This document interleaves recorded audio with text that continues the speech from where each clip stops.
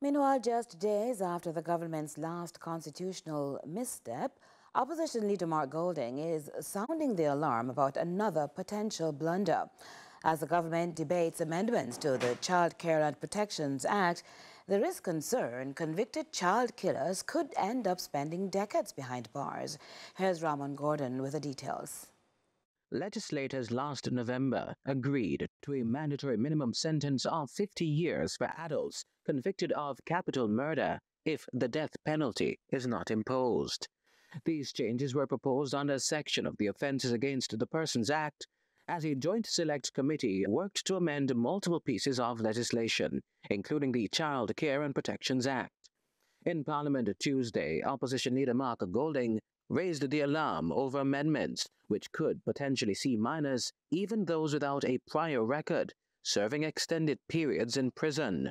That new Section 78, subsection 3A1, says that a person who is an adult at sentencing, but who was a child at the time that the offence was committed, is subject to a penalty of 50 years imprisonment. That's the minimum.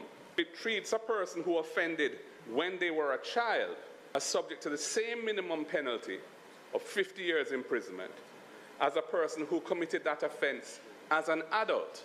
Golding also questioned the constitutionality of other sections of the bill, specifically Section 78(3)(a)(3), which presumably applies to children 14 years and under.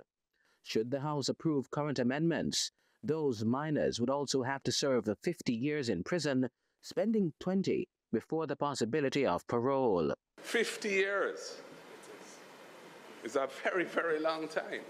These provisions in the new Section 78 are arguably incompatible with the right of every child to such measures of protection as are required by virtue of the status of being a minor. I'm concerned that the new Section 78 violates the Constitution. Advocates have long argued against mandatory minimum sentences for children. Last year, in an interview with the CVM News, Executive Director at Stand Up Jamaica, Carla Golota, urged the government to rethink the move. We are getting panic due to the fact that crime is a serious problem for Jamaica and everybody feels it. We are looking at the fact that crime needs to be finding solutions, but not solutions which are not solutions. Golding points to greater concern with mandatory minimum sentences.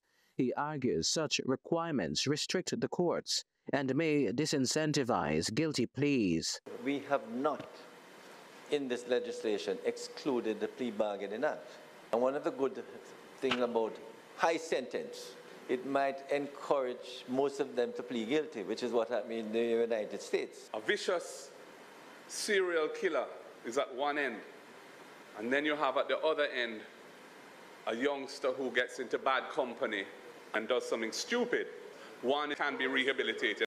Debate on the matter is ongoing, with the sectoral debate expected to kick off officially next Tuesday. Ramon Gordon for CVM News.